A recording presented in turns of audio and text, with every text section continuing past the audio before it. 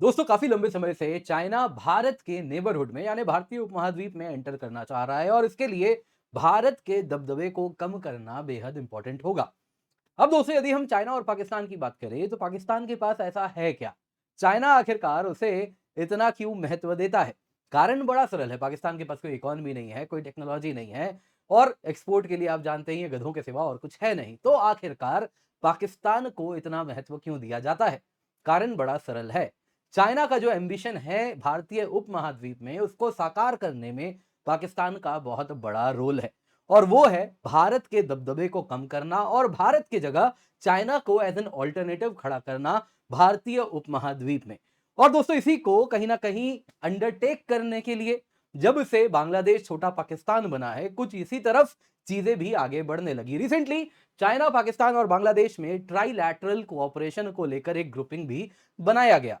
अब दोस्तों हुआ यूं है, उसके बाद से लंबे समय से प्रयास चल रहा है कि इसको एक बड़े ग्रुपिंग में तब्दील किया जाए जिसके अंतर्गत साउथ एशिया में या भारतीय उपमहाद्वीप में जो अन्य देश हैं उसको भी इसका मेंबर बनाया जाए एक्सेप्ट इंडिया, ताकि सार्क माइनस इंडिया बन सके।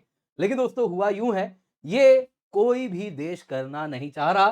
कोई भी देश, फिर वो भूटान हो, नेपाल हो, मालदीव्स हो, कोई भी इसके लिए तैयार नहीं है क्योंकि वो क्लियरली देख रहे हैं यदि ऐसा किया तो भारत का फिर जो डंडा है जब वो चलेगा तो उसके बाद बहुत सारी समस्याएं होंगी। वो सारे देश एक ना एक बार ऐसा कुछ करके हाथ भी अपना जला चुके हैं। जी हाँ, ज्यादा पीछे आपको जाने की जरूरत नहीं है, हाल फिलहाल की ही बात है। हाथ जलाने के बाद वो ये समझे हैं कि बुरे वक्त में भारत ही काम आता है और इसके साथ डिस्पाइट चाइनीज इन्फ्लुएंस कोई भी देश इस सार्क माइनस इंडिया ग्रुपिंग का हिस्सा नहीं बनना चाह रहा और ये जो चाइना पाकिस्तान बांग्लादेश एक्सेस है पूर्ण रूप से फेल होता हुआ दिख रहा है। जी हाँ, दरअसल इस पर चर्चा हुई है अल जजीरा में। पाक नया साउथ एशियन ब्लॉक बनाना चाह रहा है, इंडिया को बाहर काटना चाह रहा है, लेकिन अब तक ये वर्क नहीं कर रहा।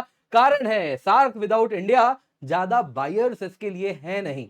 आखिरकार कौन भारत को नाराज करे इस इलाके में? दोस्तों आप देख सकते हैं इसके तरफ काफी लंबे समय से ये प्रयास शुरू कर दिया गया था। अभी दिसंबर है, जून 30 का ये आर्टिकल है जब पाकिस्तान चाइना नया रीजनल ब्लॉक बनाने के लिए एरी चोटी का जोर जोर लगा रहे थे। यहाँ पे आप देख सकते हैं इनॉग्रल मीटिंग हुई Bangladesh China Pakistan trilateral mechanism की, लेकिन इसमें चाइना के साथ बस यही दो देश बच गए हैं, एक बड़ा पाकिस्तान एक छोटा पाकिस्तान, यानी पाकिस्तान और बांग्लादेश। ज्यादा बेहतर होगा वेस्ट पाकिस्तान ईस्ट पाकिस्तान, वही जो है आज इस ग्रुपिंग का हिस्सा है और कोई बायर्स इनको मिल नहीं रहा। कारण आप देख लीजिए, नेपाल हो, श्रीलंका हो, मालदीव हो, अफगानिस्तान हो, ये सब अलग अलग समय में एंटी इंडिया स्टैंड ले चुके हैं। प्रो चाइना स्टैंड इनमें से कई ने लिया है, लेकिन जब बुरा वक्त आया तो चाइना सबसे पहले भागता है, भारत मदद करता है। ये बात अब ये समझ चुके हैं। तो बांग्लादेश आज जो कर रहा है इसमें कुछ नयापन नहीं है, ये लोग पहले ही कर चुके हैं और करने के बाद जो हुआ है वो ये देख चुके हैं। उसके बाद ये बात इनको समझ आई है, ये जो भारतीय उपमहाद्वीप है यहां पे आप भारत से पंगे नहीं ले सकते। क्यों मैं ऐसा कह रहा हूं, आइए जरा आज के वीडियो में इसी पर चर्चा करते हैं। पर इससे पहले आगे बढ़े, आप लोगों के लिए बेहद जरूरी अनाउंसमेंट है। आप सभी को दोस्तों यहां पर अगर देखें तो 10 दिसंबर की तारीख याद रखनी है क्योंकि आपके लिए हम कुछ बहुत बड़ा लेकर के आए हैं। 10 दिसंबर दोस्तों इतिहास रचा जाएगा, दो लेजेंड्स एक साथ मिलने वाले हैं। एक लेजेंड बड़े फेमस हैं, जी हाँ, 10 नंबर से उनका विशेष लगाव भी है और भारत का भी है। इन्होंने भारत का नाम दुनिया भर में अगर आप देखें तो फेमस किया है, कहीं ना कहीं पूरे भारत का नाम इन्होंने रोशन किया है। वो आने वाले हैं हमसे मिलने 10 दिसंबर को। आपको भी हमारे साथ जुड़ना है क्योंकि आपके बिना ये सेलिब्रेशन अधूरा होने वाला है। दोस्तों आपको हमारे साथ जुड़ना है यूपीएससी अनस्टॉपेबल्स बाय अन अकेडमी चैनल पर। इस चैनल पर आप जुड़ेंगे, वहां पर दोस्तों आप देख सकते हैं एक वीडियो है, द टाइम हैज कम 10 दिसंबर 2025। आपको इस पर जुड़ना है और इसके साथ यहाँ पर नोटिफाई मी बटन है, आपको वो दबाना है क्योंकि 4 दिन में ये लाइव होने वाला है और आप हमारे साथ जुड़ने वाले हैं। तो मेक श्योर आप इसे मिस ना करें। जरा देख लीजिए क्या इसमें होने वाला है, कुछ ग्लिम्स है ताकि आप गेस कर सकें वो कौन सी इतनी बड़ी शख्सियत है जो हमारे साथ जुड़ने वाली है। कमेंट में बताइए वो कौन हो सकते हैं, आपके लिए यहाँ पर हिंट है।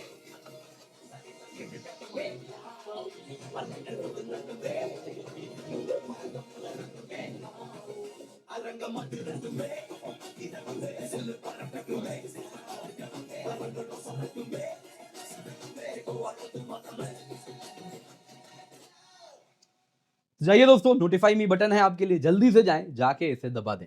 इसके साथ दोस्तों आप एलिजिबल हो जाएँगे बहुत सारे गिफ्ट्स के लिए, प्राइज़ेज़ के लिए, क्योंकि इस बार जो हम आपके लिए लाए हैं अनमैच्ड रिवॉर्ड पूल है। जी हाँ, केवल कोर्सेज़ ही नहीं, एक्चुअल गिफ्ट्स भी आपके लिए लाए हैं।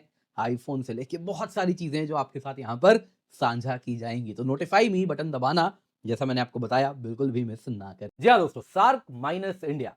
सार्क यानी दोस्तों south Asian association for regional cooperation, जिसमें भारत बहुत बड़ा रोल प्ले करता है, क्योंकि ये वो देश है जो कि सार्क के अलग-अलग देशों को कनेक्टिविटी भी प्रोवाइड करता है।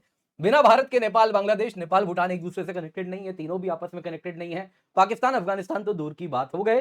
तो इस तरीके से दोस्तों ये जो कोऑपरेशन है, ये जो ग्रुपिंग है, ये सार्क है। अब यहाँ पे चाइना प्रयास कर रहा है, क्यों ना एक ऐसा ग्रुपिंग बनाया जाए जिसमें इंडिया के सिवा ये सारे देश हों। ये चाइना की बहुत पुरानी एम्बिशन है।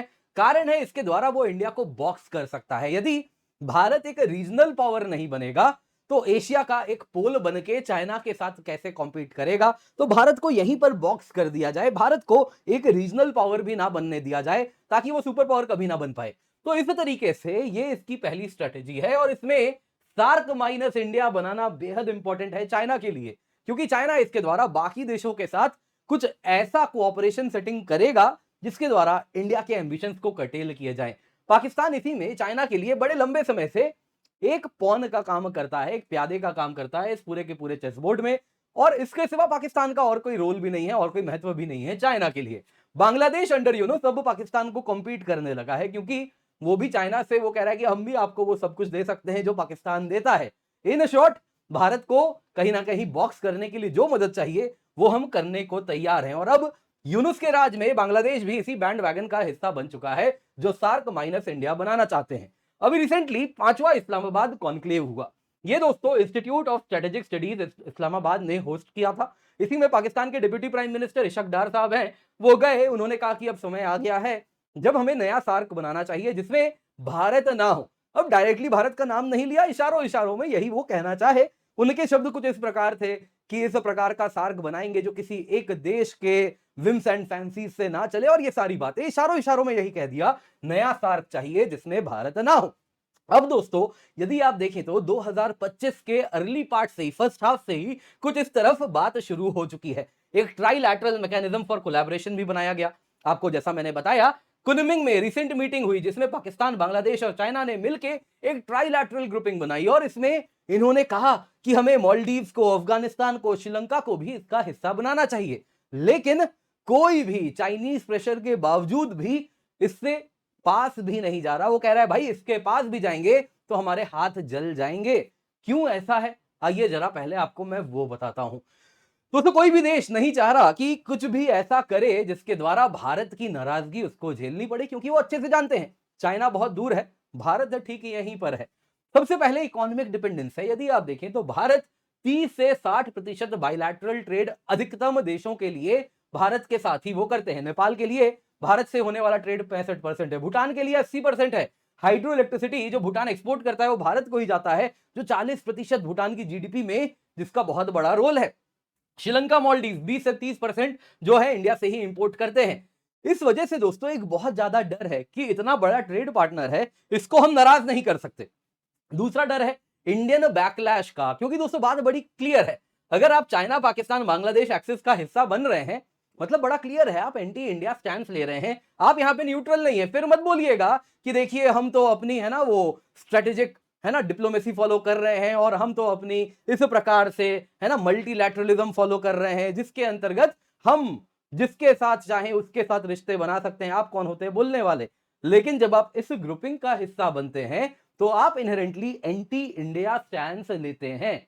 इसको आप नॉन अलाइनमेंट या मल्टी अलाइनमेंट का चादर से आप इसे ढक नहीं सकते। ये बात क्लियर है। तो आप एंटी इंडिया स्टैंड ले रहे हैं, ये बात क्लियर हो जाएगी। और उसके साथ आप भारत से आइसोलेशन भी देखेंगे। सबने देखा है जब जरूरत की घड़ी होती है, श्रीलंका, मालदीव ये सब भी बड़े चाइना के पास गए थे, लेकिन जब जरूरत की घड़ी आई तो चाइना ने केवल और केवल आग में घी डाला है। भारत ही था जो कि वहां पे मदद पहुंचाया है। अब देख सकते हैं बहुत सारी संभावनाएं हो जाती हैं। अगर आप प्रो चाइना ब्लॉक ज्वाइन करते हैं तो हाँ, आपके लिए चाइनीज बीआरआई लोन्स खुल जाते हैं, लेकिन उसके साथ आता है डेट ट्रैप डिप्लोमेसी, जो मालदीव्स ने भी देखा, श्रीलंका ने भी देखा, और उसके क्या दुष्परिणाम होते हैं सबने देखा। एक तरफ तो वो तो होगा ही जो आपको लग रहा है कि कुछ मिल रहा है, अब चाइनीज बीआरआई लोन्स भी अगर आप देखें तो सबको इसका राज अब खुल चुका है, सब समझ रहे हैं। दूसरी तरफ भारत के साथ क्या होगा? आप चाइनीज लोन लेके आज के आज भारत को रिप्लेस तो नहीं कर सकते। 30 से 50% आपका ट्रेड भारत के साथ है, वो तो भारत के साथ ही होना है। फिर आपका वही हश्र करेंगे जो बांग्लादेश का हमने किया है। आपने देखा कैसे यूनुस के आते ही बांग्लादेश के ऊपर जो टेक्सटाइल एक्सपोर्ट्स हैं, कैसे कैसे रिस्ट्रिक्शन हमने लगाए हैं। तो इस तरीके से आपकी अर्थव्यवस्था को हम ऐसे ही घुटनों पे ला सकते हैं। तो ये बात वो अच्छे से समझ रहे हैं। जहां तक बात है सिक्योरिटी की, हाँ, अगर आप पाकिस्तान चाइना के ब्लॉक को ज्वाइन करते हैं, कुछ सिक्योरिटी टाइज उसके साथ मजबूत करना चाहेंगे, उससे वेपन्स वगैरह भी खरीदेंगे चाइना वाले, तो हम ऐसा नहीं है बस दूर से देखेंगे। हम भी एससीओ, बिम्स्टेक, बाकी समिट्स भी हैं जहां पे आपको ब्लॉक करेंगे। वैसे ही डिप्लोमेसी की बात करें तो जितने भी ग्लोबल ग्रुपिंग है, जो कि वेस्टर्न ग्रुपिंग भी है, आज के टाइम में अधिकतम ग्रुपिंग्स वेस्टर्न लेड है। एशिया, आप जानते ही एशिया डेवलपमेंट बैंक है, वहां से बहुत ज्यादा लोन इन देशों को जाता है। तो वहां पे हम भी तार खींच के आपके लिए काफी ज्यादा समस्या क्रिएट कर सकते हैं। तो ये बात ये सब जान रहे हैं। इंडियन बैकलैश आएगा तो बहुत ज्यादा समस्या होगी, क्योंकि आप openly pro China block join कर लेंगे। अब दोस्तों यहां पे यदि आप देखें ना, तो नेशंस इतनी आसानी से विलिंग भी नहीं है कि वो इस तरीके से इस हिस्सा बने। कारण क्या है कि क्या जरूरत है भारत को इस प्रकार से एक कोनी मारने की, जब आपके पास ऑलरेडी फ्रेमवर्क एग्जिस्ट करते हैं। सार्क नहीं है तो क्या हुआ, बिम्स्टेक है, बीबीआईएन है, वो सब बिना पाकिस्तान के बहुत अच्छा चल रहे हैं, है ना। Bay of Bengal Multi Sectoral Technical Economic Cooperation, जिसमें साउथ एशिया जो सो कॉल्ड है भारतीय उपमहाद्वीप, आसियान देशों के साथ अपनी इंटरलिंकिंग कर रहा है, ट्रेड से लेके बाकी चीजों के द्वारा इन कन्वर्ज कर रहा है। वैसे ही बीबीआईएन है, बांग्लादेश, भूटान, इंडिया, नेपाल कॉरिडोर है, जिसके द्वारा ट्रांसपोर्टेशन कनेक्टिविटी हो रही है। तो सार्क की जरूरत ही नहीं है। वैसे ही कोलंबो सिक्योरिटी कॉन्क्लेव है, मेरीटाइम सिक्योरिटी के लिए है। तो ये सब टैंजिबल आउटकम्स, जो कि इनका छोटा छोटा रोल है इन सारे ग्रुपिंग का, वो डायरेक्टली फोकस है उस रोल को अचीव करने के लिए। वो रोल तो जो टारगेट्स हैं, जो टारगेट आउटकम्स हैं, वो तो इन्हीं से डायरेक्टली अचीव हो जा रहे हैं। सिक्योरिटी के लिए कोलंबो सिक्योरिटी कॉन्क्लेव है, अगर हम बात करें मैरीटाइम सिक्योरिटी के लिए, और ट्रेडिंग के लिए, इकोनॉमिक कन्वर्जेंस के लिए बिम्स्टेक और बीबीआईएन है। तो सार्क की जरूरत किसको है? सार्क की जरूरत बस पाकिस्तान को अपने रेलेवेंस के लिए है, ये बात क्लियर है। इसके सिवा चाइना से आप करीबी लेक करेंगे तो मत भूलिए डेट ट्रैप डिप्लोमेसी चाइना करेगा। वो बीआरआई का लोन देता है, तो सबने देखा श्रीलंका 2022 में कैसे डिफॉल्ट किया। 80% चाइनीज डेट ही उसके पीछे कारण था। मालदीव्स 1.4 बिलियन चाइना को ओ करता है, जो 40% ऑफ जीडीपी है। नेपाल ने वही सब देख के कह दिया कि भैया माफ करो, बीआरआई का लोन हमें नहीं चाहिए, ये प्रोजेक्ट हम नहीं करेंगे। अगर खैरात देना है तो बोलो, हमारे यहां एयरपोर्ट बना दो, लेकिन ये बोलो कि हम लोन लेंगे और फिर प्रोजेक्ट को अंजाम देंगे, तो वो तो होने से रहा। तुम्हारा जो मॉडल है उसमें बड़ा क्लियर है कि भाई तुम बिना लोन के, क्रेडिट के रूप में हमें कृपया करके ये सब ना दो। तो ये ओली गवर्नमेंट ने ही किया था वैसे। तो यहां पे दोस्तों एक चीज बड़ी क्लियर है, इंडिया को आप एक्सक्लूड नहीं कर सकते, क्योंकि एंड ऑफ द डे ये सारे देश एक दूसरे से कनेक्ट ही भारत के द्वारा होते हैं। नंबर 2, इस इलाके में भारत 80%, पूरे के पूरे सार्क का 80% पॉपुलेशन, 80% जीडीपी भारत से आता है। तो बिना भारत के ये ग्रुप सस्टेनेबल ही नहीं है। तो ये बात सब समझ रहे हैं। तो यहां पे दोस्तों यदि आप देखें तो चाइना, पाकिस्तान, बांग्लादेश एक्सेस के कहीं ना कहीं इसमें अब तक बायर्स नहीं है, यानी कि अन्य देश इसका हिस्सा बनना नहीं चाह रहे। लेकिन इसका मतलब ये नहीं कि ये ऐसा ही रहने वाला है। चाइना, पाकिस्तान, बांग्लादेश एक्सेस तो देखिए बन चुका है, और यदि यूनुस या उन्हीं के कोई सैटेलाइट पावर, कोई अन्य उसी से एफिलिएटेड तंत्र वापस अगर बांग्लादेश में आया, तो ये ग्रुपिंग रहने भी वाला है। नतीजा क्या होगा? नतीजा बड़ा सरल है। चाइना, पाकिस्तान, बांग्लादेश एक्सेस भारत के लिए आने वाले दिन में चैलेंज लाने वाला है। देखिए दोस्तों, एंड ऑफ द डे यदि ये जो ग्रुपिंग बना रहे हैं, कोई भी रीजन में यदि कोई इकोनॉमी जिसका 80% जीडीपी है, 80% पॉपुलेशन है, तो आप यदि उसको हटा दे रहे हैं इस ग्रुपिंग से, तो इसका मतलब बड़ा क्लियर है, ये नेचुरल नहीं है इसको निकालना। इसको साइडलाइन करने का मतलब ही है कि आप इसे रिप्लेस करना चाह रहे हैं चाइना के बिग पॉकेट से। दोस्तों ये स्ट्रेटेजिक इंसर्कलमेंट ऑफ इंडिया हो रहा है। चाइना, पाकिस्तान, बांग्लादेश एक्सिस और कुछ नहीं है, 3 फ्रंट है। वेस्ट में पाकिस्तान, नॉर्थ में चाइना, ईस्ट में बांग्लादेश। तो ये स्ट्रेटेजिक इंसर्कलमेंट होते हुए दिख रहा है। इसके सिवा दोस्तों ये इंडिया का जो लेवरेज है उसको कमजोर करने के लिए किया जा रहा है, जिसमें यदि आप देखें तो पाकिस्तान और बांग्लादेश चाह के भी भारत को रिप्लेस नहीं कर सकते। वो भूटान को, नेपाल को ऐसा क्या देंगे जो भारत नहीं दे सकता है। सबको ही जानते हैं, पाकिस्तान, बांग्लादेश, एक के पास बड़ा कटोरा, दूसरे के पास छोटा कटोरा, दोनों किसी को कुछ नहीं दे सकते, सिर्फ ले सकते हैं। तो यहां पे दोस्तों इसलिए जब इनके साथ चाइना जुड़ जाता है तो इनको ये कॉन्फिडेंस आ जाता है कि हां, भारत की जगह हम चाइना से इस ग्रुपिंग को रिप्लेस करवा सकते हैं। चाइना को इनवाइट करके ये जो छोटी छोटी इकोनॉमीज हैं इस इलाके की, उन सबको ये आश्वासन देते हैं कि बीआरआई लोन तुम्हें मिल जाएगा। देखो कितना फायदा ही फायदा होगा, पैसा ही पैसा होगा। ठीक वैसे ही जैसे पाकिस्तान इस वक्त पैसे में नहा रहा है, आप सभी जानते हैं। तो दोस्तों यहां पे ये प्रकार का जो सपना है वो ये दिखाना चाह रहे हैं, लेकिन अब नेपाल भी आपने देखा कैसे चाइना को धुतकार के भगा दिया, कह दिया डेट ट्रैप वापस फंसाने आए हो, चलो जाओ यहां से, पैसा देना है तो लोन मत दो, हमको लोन नहीं चाहिए, बाकी अगर फ्री में कुछ पैसा देना है तो आप जरूर दे सकते हैं। तो यहां पे अगर देखें तो ये आने वाले दिनों में काफी लंबे समय से बात चल रही है कि एक सिक्योरिटी अरेंजमेंट भी बनाया जाए चाइना, पाकिस्तान, बांग्लादेश के बीच में। यदि ये कोई सिक्योरिटी ग्रुपिंग के रूप में तब्दील होगा तो भारत के लिए और भी समस्याएं होंगी थ्री फ्रंट वॉर की। और एक बार अगर ये कॉन्क्रीट हो गया चाइना, पाकिस्तान, बांग्लादेश, तो ये बस इंतजार करेंगे कैसे भी करके भारत को कमजोर करें और फिर इस इलाके में अपना फुटप्रिंट बढ़ाएं। एंड ऑफ द डे दोस्तों, अनलाइक चाइना, भारत एक डेमोक्रेसी है। अगर आप लंबे होराइजन में देखें तो सरकार यहां पे कभी मजबूत आएगी तो कभी कमजोर आएगी। तो जब चीजें कमजोर होंगी, जब हम इंटरनल प्रॉब्लम्स में घिरे होंगे, उस वक्त ये लोग हमारे इर्द गिर्द भी कुछ ना कुछ इस प्रकार के प्रॉब्लम्स को आने वाले दिनों में और बढ़ाएंगे और बाकी देशों को अपनी तरफ अट्रैक्ट जरूर करेंगे। कुछ ये होता हुआ दिख रहा है। आप क्या कहना चाहेंगे कमेंट में अवश्य बताइएगा।